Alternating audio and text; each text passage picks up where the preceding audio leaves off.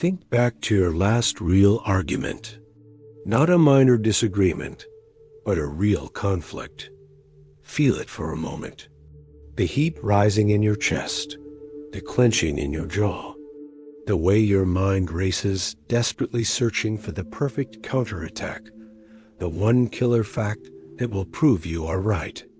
You are in the trenches of a verbal war. You fight with passion. You fight with logic. You fight to win. But what happens after the battle is over? Even if you win, what is the true cost? The lingering resentment, the damaged relationship, the mental exhaustion from replaying every word, every tactical mistake over and over again in your mind.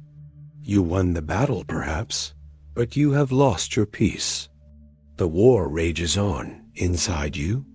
There is a profound, almost secret knowledge that the ancient Stoics understood better than anyone. They knew that in the war of minds, the greatest victory is not to crush your opponent. It is to make the battle itself unnecessary. They were not soldiers. They were grandmasters.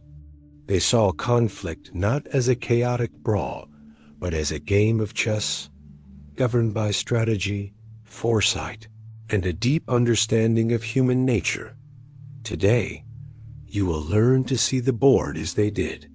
You will learn to stop being a pawn in other people's emotional games and start becoming the grandmaster of your own.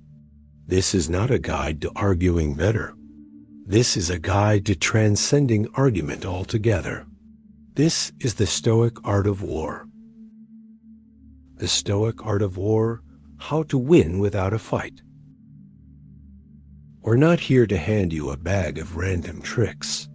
What you'll get is a full system, a 5-part strategy that, once you learn it, lets you handle conflict with calm and steady power you may have never felt before. But first, a quick pause. Think back on your own battles with words. What's your usual mistake? Do you snap too fast? Do you give in too soon? Do you waste energy fighting over things that don't matter? Be honest. Drop your answer in the comments. Owning your weak spots is the first real move of a grandmaster. The board is set, the pieces are in motion. Let us begin. Rule 1. See the whole board. Deconstruct their hidden strategy. A novice player sees only the piece that was just moved. Their vision is consumed by the immediate threat. A grandmaster sees the entire architecture of the game. They see the patterns, the pressures, the vulnerabilities, the hidden intentions. In any conflict, your opponent's angry words are merely their last move. They are the charging pawn, designed to distract you, to pull you into the emotional fog of war. To react directly to their anger is to fall into the oldest trap in the book. Your first task as a strategist is to look through the fog. You must ask questions that pierce through the surface level of the conflict. Do not ask, "Why are they saying this to me?" Instead ask, what is their unstated objective? What hidden fear is driving this attack? What deep need are they desperately trying to meet? Let's take a practical example. Your boss storms over to your desk, angry about a report you submitted. The novice move is to become defensive. I did exactly what you asked. The data is correct. The battle lines are drawn. The war begins. The Grandmaster makes a different move. They see the whole board. They know their boss is under immense pressure from his own superiors. They know the company is facing budget cuts. They see that the angry boss is just a character being played by a man who's afraid of failing. His anger is not a weapon. It is a shield for his own fear. So, the Grandmaster remains calm. They don't react to the anger. They speak to the fear. They might say, "You're right. The conclusion on page 5 could be stronger." I see the pressure we're all under to get this perfect. Let's walk through it together and find a way to make it bulletproof. Do you see the power of this? You have refused to be their enemy. You have repositioned yourself as their ally against a common problem. You have not addressed their anger. You have addressed its source. To do this, you must cultivate a ruthless curiosity about the inner world of your opponent. This is the first and most critical step to total strategic dominance. It is not events that disturb people, it is their judgments concerning them. Epictetus, Rule 2. Don't play every game, the strategic calculation of energy. Imagine you are a king on a vast battlefield. You have a finite number of elite soldiers. Your attention, your emotional energy, your focus, these are your elite forces. A foolish king sends them to fight in every minor border skirmish, every pointless village dispute.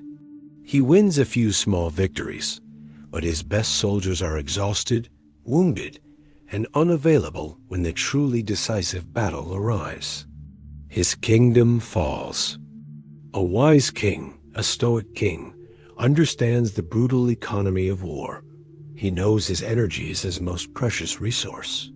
He hoards it, he protects it. He deploys it only when the stakes are highest. You are this king.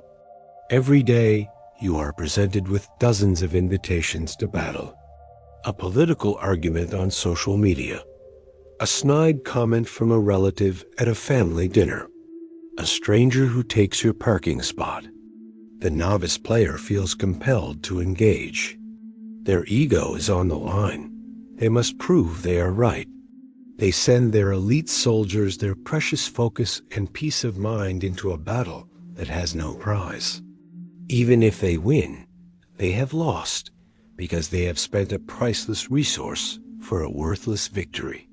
The Grandmaster makes a cold, strategic calculation before every engagement. They ask themselves two questions. First, what is the true prize of this battle? Is it a momentary feeling of superiority? Or is it something tangible, something that aligns with my deepest values? Second, what is the real cost? Not just the minutes lost in an argument, but the weight it leaves behind. The anger that lingers through the day. The headspace it takes, keeping you from what truly matters. Most of the time, the answer is clear. The game isn't worth it. The smart move is no move at all. Let the comment slide. Close the tab, give a nod, and change the subject. This isn't weakness. It's discipline. It's the quiet strength of a king who won't be pulled into petty fights. He saves his energy for the only war that counts, the fight for his own peace and purpose. The best revenge is to be unlike him who performed the injury. Marcus Aurelius. Rule 3. Flip the board. Weaponizing empathy for strategic gain. This is the move that separates masters from amateurs. It's the hardest move because it asks you to do what your ego hates, to step out of your own shoes, even for a moment. Picture a tense chess game. You stand up, walk around the table, and sit in your opponent's chair. Now the board looks different. You see the weak spots in your own position. You see the logic behind their strange moves. That's what a Stoic strategist does in conflict. They flip the board, not to agree, but to understand, to see so clearly that they can predict the other side's moves. Take a simple example. A couple fighting over a messy kitchen. One says, "You never clean up after yourself. I feel like I'm the only one who cares about this house." The beginner's move is to counter. "That's not true. I cleaned the garage last week. You always exaggerate." And the fight grows. The Grandmaster flips the board. They stop defending and ask, "What's this really about?" They see it's not the dishes. It's about feeling unseen, unsupported, and alone in the work of keeping a home. With that insight, the reply changes. "You're right. It must feel exhausting to come home to this. It must feel like I don't notice how much you do.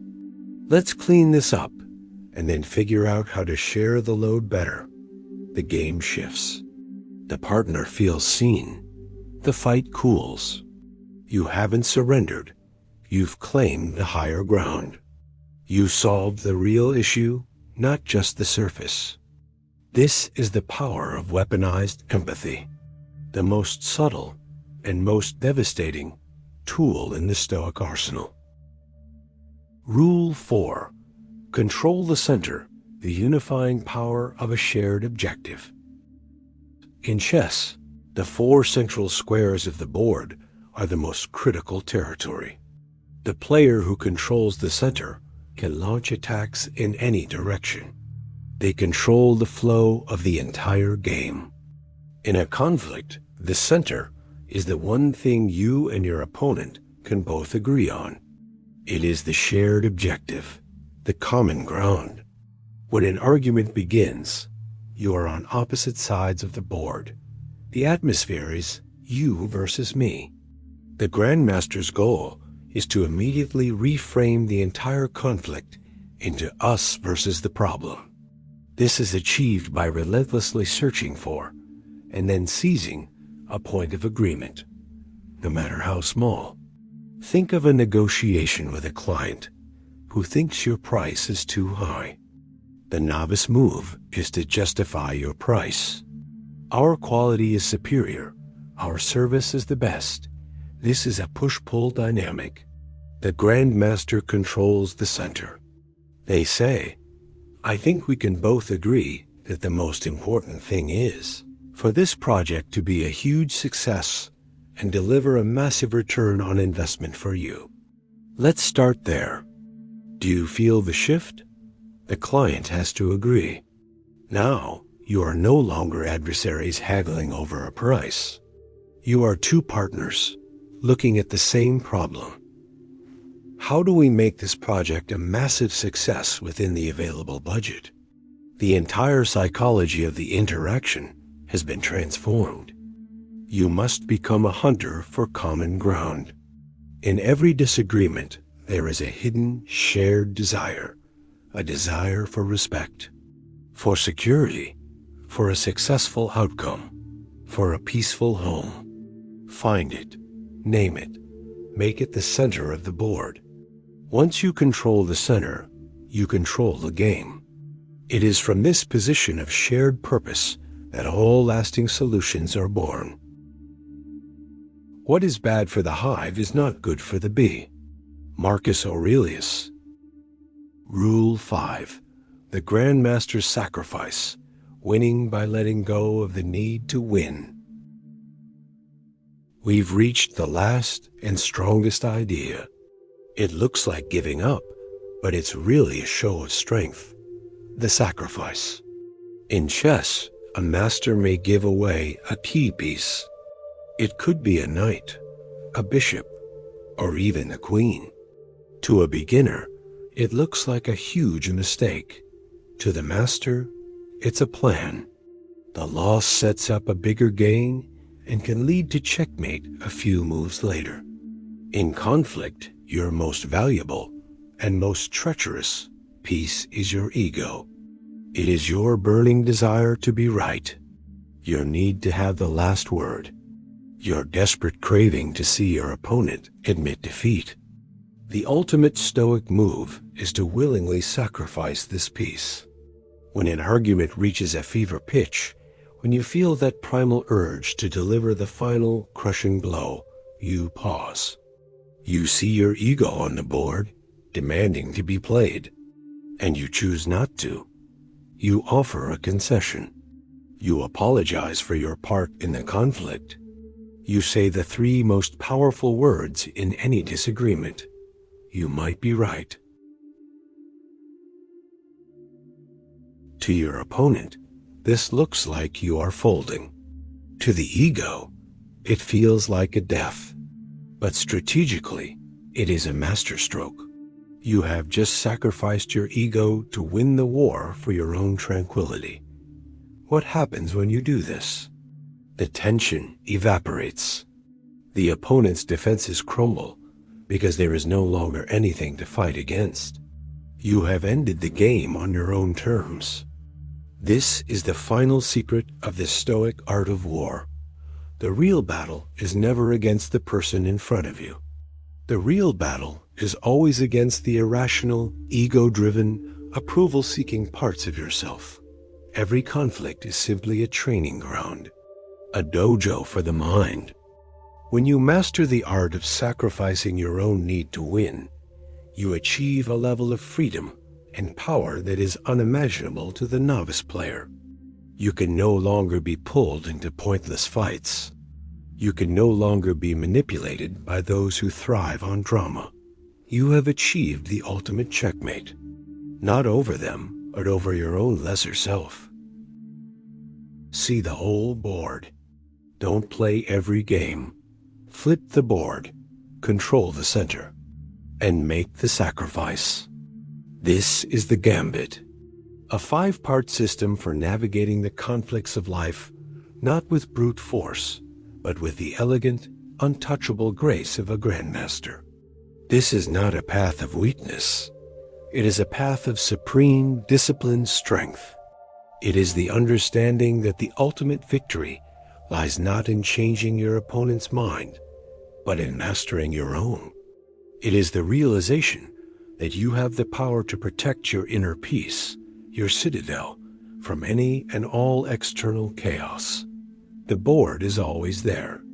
The games will always begin. But now, you have a new way to play. If you are ready to move from pawn to Grandmaster, subscribe to the Stoic Citadel. Join a community devoted to the art of mental strategy. The next move is yours.